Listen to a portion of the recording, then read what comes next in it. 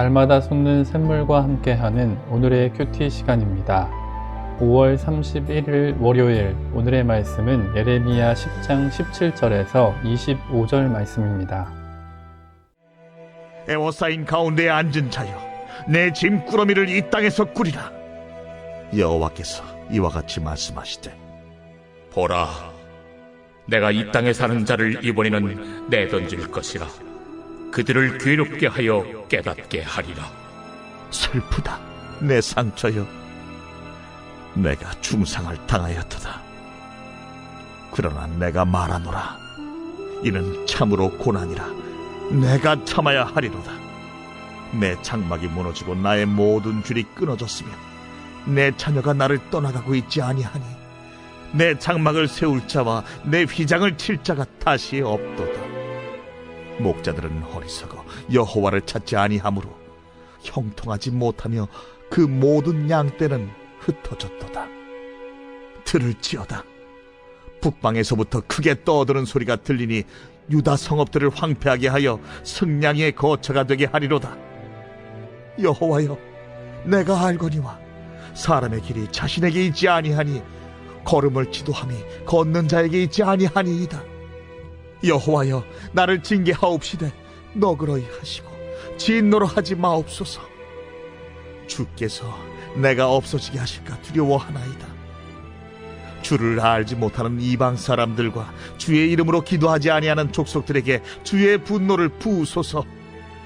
그들은 야곱을 씹어 삼켜 멸하고 그의 거처를 황폐하게 하였나이다 하니라. 엘로힘 야짜, 하나님은 인도하시는 분입니다.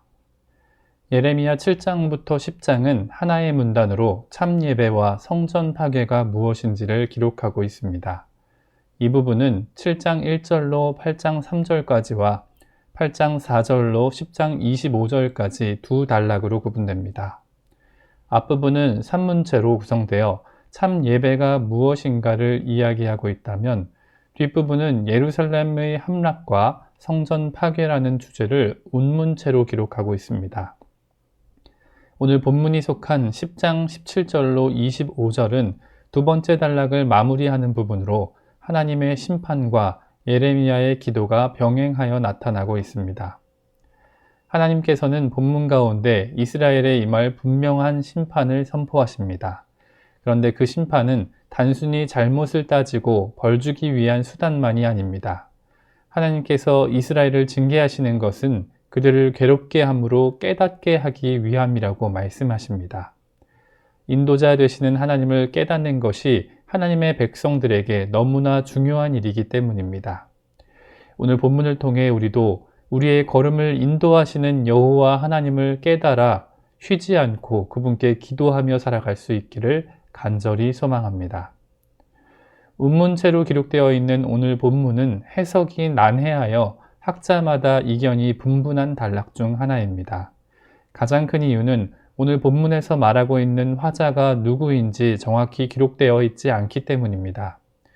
어떤 부분은 말하는 이가 하나님이신 것도 같은데 곰곰이 생각해보면 예레미야인 것도 같고, 또 어떤 부분은 이스라엘 백성의 말인지 예레미야 선지자의 말인지 혼란스러운 부분도 있기 때문입니다. 그래도 단락 전체적인 내용을 이해하기 위해서 보편적으로 받아들여지는 견해를 중심으로 설명드리도록 하겠습니다. 우선 하나님께서 직접 말씀하시는 심판선언은 17절과 18절, 그리고 22절이라고 볼 수 있습니다. 그리고 나머지 부분은 예레미야가 화자라고 보면 무난할 것입니다. 그렇게 되면 19절로 21절은 이스라엘 백성의 고통을 대변하는 예레미야의 탄식 기도가 되고, 23절로 25절은 이스라엘 백성의 용서를 위해 중보하는 예레미야의 간구 기도라고 설명될 수 있습니다. 그렇게 본문을 이해하면 오늘 본문은 두 번에 걸친 하나님의 심판 선언과 그에 따른 예레미야의 탄식 기도와 간구 기도가 되는 것입니다. 17절부터 구체적인 심판의 내용을 살펴보면 하나님께서 이스라엘을 향하여 내 짐꾸러미, 즉 보따리를 꾸리라고 말씀하십니다. 그 이유가 무엇입니까? 그것은 22절에 기록되었듯이 북방에서부터 큰 소리를 내며 이방 민족이 침략할 것이기 때문입니다. 이스라엘은 포로 생활을 앞두고 낯선 땅에서 살아가기 위해 작은 꾸러미라도 신속히 꾸려야 하는 상황이라는 것입니다. 18절을 보면 하나님께서는 이번에는 분명히 이스라엘을 내던지실 것이고 괴롭게 하실 것이라고 단언하십니다. 그리고 22절에는 유다 성읍들을 황폐하게 하여 승냥이의 거처가 되게 할 것이라고 말씀하십니다. 철저하게 유린당하고 무너진 유다 성읍은 이제 사람들이 살지 않는 땅이 되었기에 낯선 짐승들이 거처하는 장소가 된다는 것입니다. 19절과 20절을 보면 고통 가운데 처한 이스라엘의 상황이 예레미야의 탄식 기도로 표현됩니다. 예레미야는 이스라엘 백성 전체의 고통을 대변하는 사람처럼 다음과 같이 호소합니다. 슬프다 내 상처여, 내가 중상을 당하였도다. 내 장막이 무너지고 나의 모든 줄이 끊어졌으며 내 자녀가 나를 떠나갔고 내 장막을 세울 자와 휘장을 칠 자가 다시 없도다 라고 말입니다. 예레미야는 유다 성읍이 심판당하여 황폐해진 모습을 마치 자기 자신의 아픔인 것처럼 안타까워하며 탄식의 시로 표현하고 있습니다. 이어지는 21절을 보면 하나님께서 이스라엘을 심판하시는 중요한 이유가 기록되어 있습니다. 그것은 당시 이스라엘 목자들이라고 할 수 있는 정치적, 종교적 지도자들이 어리석게도 하나님을 찾지 않았기 때문입니다. 이스라엘은 거룩한 백성이자 제사장 나라로 사명을 감당해야 하는데 그들의 지도자조차 하나님을 찾지 않았다는 것입니다. 그래서 이스라엘 양떼는 형통할 수 없고 흩어지게 된다는 것입니다. 비록 이스라엘 목자들의 잘못이 크긴 했지만 이처럼 하나님께서 당신의 사랑하는 이스라엘 백성 전체에게까지 중상을 입히시고 고난과 괴로움을 허락하시는 까닭은 무엇입니까? 그 근본적인 원인은 18절에 이미 기록되어 있습니다. 그것은 이스라엘이 깨닫게 하기 위함입니다. 여기서 깨닫다라는 단어는 마자입니다. 이 단어는 종종 찾다, 얻다, 이르다 등으로 번역되는 단어인데 그 말의 의미를 생각해 보면 하나님께서는 이스라엘이 이제 그의 여호와 하나님을 다시 찾도록 거룩한 백성으로서 자격을 다시 얻도록 율법이 말하는 의에 이르도록 하기 위해 이스라엘을 괴롭게 하시겠다는 뜻이 됩니다. 이제 말씀을 마무리하고자 합니다. 오늘 본문은 하나님의 심판 선포와 예레미야의 탄식 기도 그리고 간구 기도로 구성되어 있다고 했습니다. 이제 남은 23절로 25절에는 예레미야의 간구 기도가 기록되어 있습니다. 그런데 특이한 부분이 있습니다.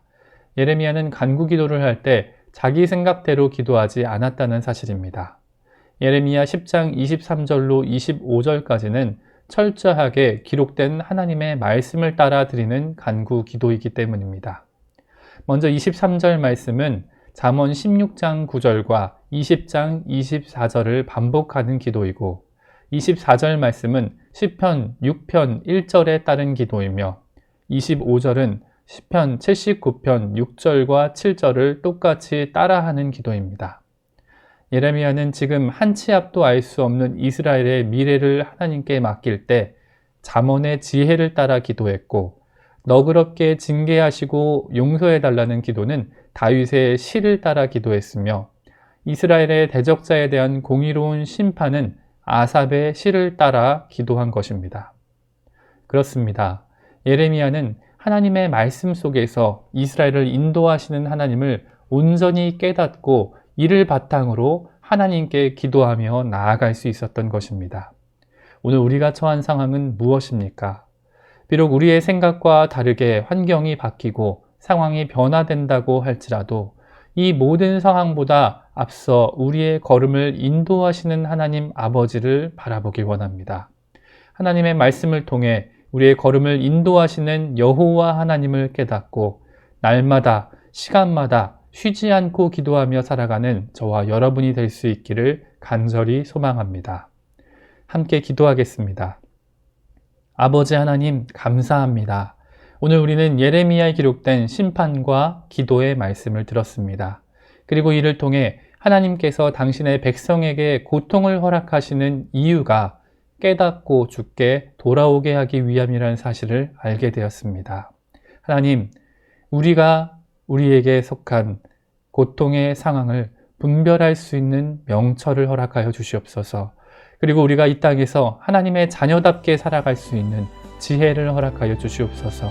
그래서 날마다 우리의 걸음을 인도하시는 하나님께 온전한 찬송과 영광을 돌리게 하옵소서. 오늘 하루와 한 주의 삶을 주님께 올려드립니다. 성령 하나님, 날마다 말씀으로 우리를 깨닫게 하시고 우리 삶을 인도하시는 아버지 하나님과 기도로 동행하게 하옵소서. 길과 진리로 인도하시는 예수님의 이름으로 기도합니다. 아멘.